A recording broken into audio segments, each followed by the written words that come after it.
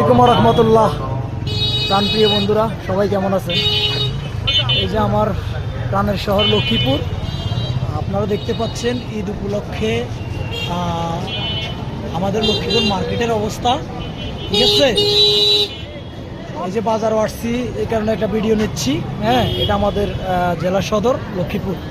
ঠিক আছে,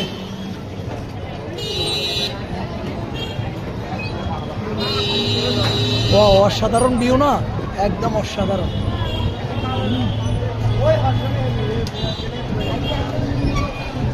অসাধারণ ভিউ।